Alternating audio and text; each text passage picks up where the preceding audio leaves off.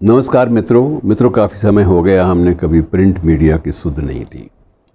हमने electronic media पर तो बात कर ली, ई लाइब्रेरी के कंसेप्ट पर बात कर ली, और बहुत सारी ऐसी जो नई नई योजनाएं जो भविष्य के गर्भ से निकल के आ रही हैं, उनको तो हमने अच्छी तरह से थोड़ा सा उन पर विचार भी कर लिया, नज़र भी डाल ली, चर्चा भी कर ली। लेकिन प्रिंट मीडिया, इसके बारे में चर्चाएं जो हैं वो अपेक्षाकृत बहुत कम हुई हैं, जबकि आज जहां भी हम खड़े हैं वहां तक लाने में, और यहां तक कि इलेक्ट्रॉनिक मीडिया जो है वहां तक पहुंचाने में प्रिंट मीडिया का योगदान जो है वो सबसे ज़्यादा रहा है।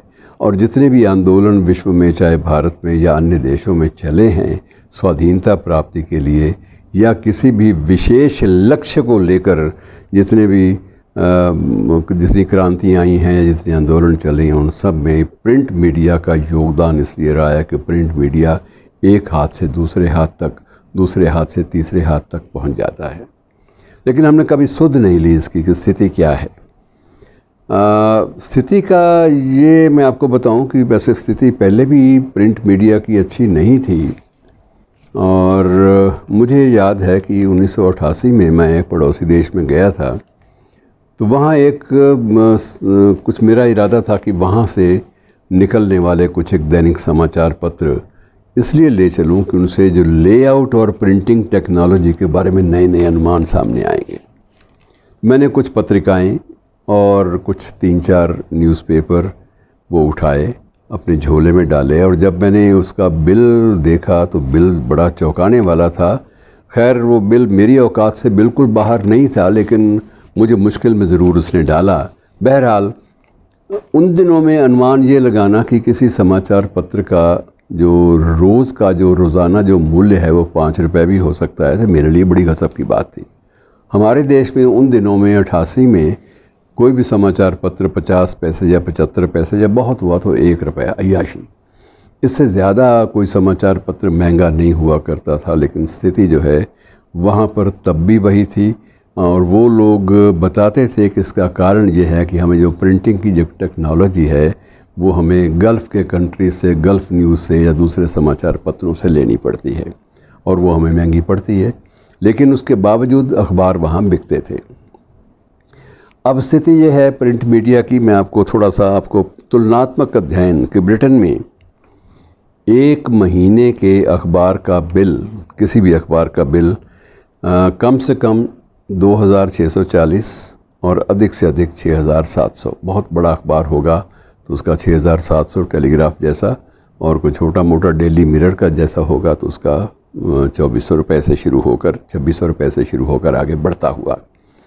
और ये तो छोड़िए, हमारे पड़ोस पाकिस्तान में भी ये चीज़ें सब्र नहीं कर रही। वहाँ भी कोई भी चीज़ जो है, 1 महीने का अखबार कोई भी सस्ता से सस्ता भी लेना हो तो मिनिमम न्यूनतम बिल 300 रुपये, और अधिकतम जो उनके संस्करण जो है संडे के रविवार है वो बीच में लगा लीजिए 350 रुपये, इससे कम वहाँ भी नहीं बिकते।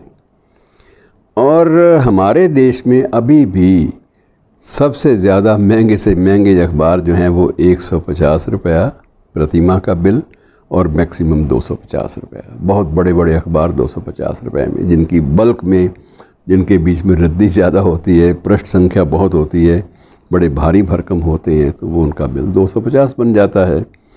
और ये स्थिति ऑस्ट्रेलिया में सबसे भी ज़्यादा, वहाँ और भी बुरा हाल है। ऑस्ट्रेलिया में मिनिमम 1 महीने का किसी भी अखबार का बिल 3350 से कम नहीं आता, और अधिकांश बिल जो हैं, अधिकतम जो सीमा रेखा है वो 4500 की है, हमारे रुपए के हिसाब से। और ये अमेरिका में तो इससे भी ज़्यादा आसमान उन्होंने सिर पे उठा रखा है अखबारों ने, प्रिंट मीडिया ने।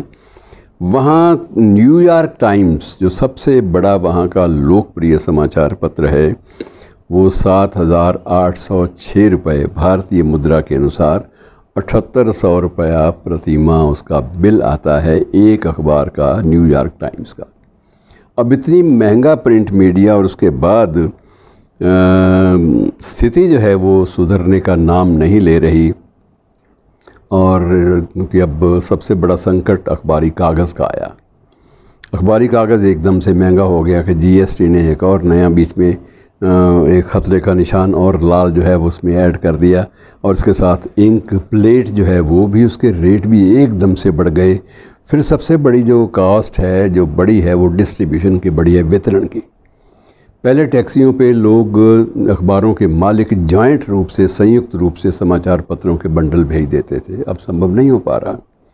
संभव इसलिए नहीं हो पा रहा कि अब जो वितरण करने वाली जो टैक्सियां हैं, उन्होंने अपना भाड़ा बढ़ा दिया। स्वाभाविक था, जब डीज़ल और उसके पेट्रोल के भाव बढ़ेंगे तो उसका इफ़ेक्ट उनकी वितरण की जो व्यवस्था है उस पर पड़ेगा, और वितरण की व्यवस्था पर जो कॉस्ट ऑफ प्रोडक्शन होगी तो उसका असर जो है वो अखबार के जो इकोनॉमी है, समाचार पत्र की जो अर्थव्यवस्था है, आर्थिकता है, उस पर पड़ना स्वाभाविक है।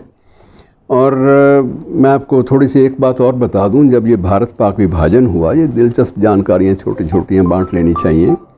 जब भारत पाक विभाजन हुआ तो उस वक्त ये स्थिति थी कि विभाजन के समय बहुत सारे भारतीय प्रिंट मीडिया को वहाँ से आना पड़ा, क्योंकि वहाँ रहना संभव नहीं था किसी भी समाचार पत्र के लिए। और जब उन्होंने वहाँ से अपने डेरे जो हैं, डेरे डोरे सारे पैक किए, उठाए, तो उनके सामने विकल्प के रूप में बहुत सीमित लक्ष्य थे कि कहाँ जाएंगे। मसलन उदाहरण के लिए, उत्तर भारत का लाहौर का सबसे बड़ा अखबार अंग्रेज़ी का उन दिनों दी ट्रिब्यून था। तो दी ट्रिब्यून ने सारा का सारी अपनी मशीनें, सारा का सारा अखबार 12-13 अगस्त की रात को पैक करना शुरू कर दिया था। और तब जब तक अखबार नई मशीनें भारत में नहीं लग जाती, तब तक वो अखबार पैसे देकर पाकिस्तान टाइम्स के अखबार से, प्रेस से छपवाते रहे, पेमेंट देकर। लेकिन अखबार बंद तो होना नहीं था। ये एक नियम थोड़ा सा ट्रिब्यून और बहुत सारे जो पुराने जो प्रतिष्ठा के समाचार पत्र हैं, इन्होंने उसका पूरा का पूरा पालन किया।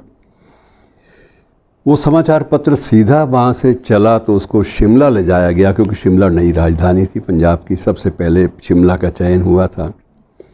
तो शिमला सारे ट्रकों पर मशीनें भी, स्टाफ भी, सबको लाद कर वहाँ पहुँचाया गया।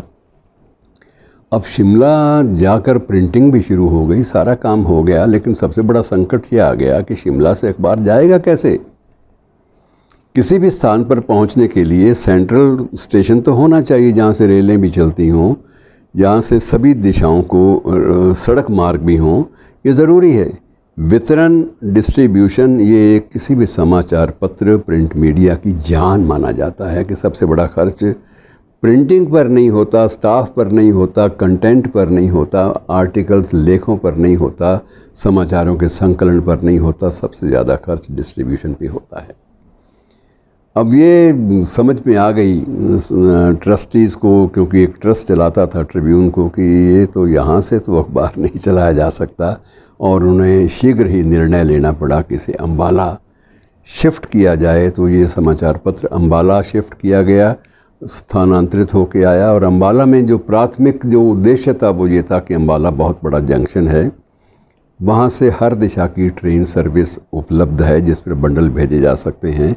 और जीटी रोड पर स्थित होने के साथ उसका ये भी है कि बहुत सारे महानगरों से और केंद्रीय राजधानी से और अन्य क्षेत्रों से वो सीधा संपर्क में जुड़ा हुआ है, संपर्क सड़कें हैं सब तरफ। तो ये वितरण की व्यवस्था सबसे महंगी होती है, और वितरण की व्यवस्था का बोझ शिमला से शिफ्ट करने के बाद, स्थानांतरण के बाद, एकदम से ट्रिब्यून पर ऐसा पड़ा कि उसको सांस आने लगे कि अब हम जीवित रह सकते हैं, अब इस प्रिंट मीडिया को जारी रखा जा सकता है। और ये स्थिति सिर्फ ट्रिब्यून के साथ नहीं थी। ट्रिब्यून तो चलो शिमला गया और उसके बाद अम्बाला आ गया, ट्रस्ट बड़ा था। जो लाहौर के जो बाकी समाचार पत्र थे तो वो बेचारे सीधे आके जलंधर में टिक गए।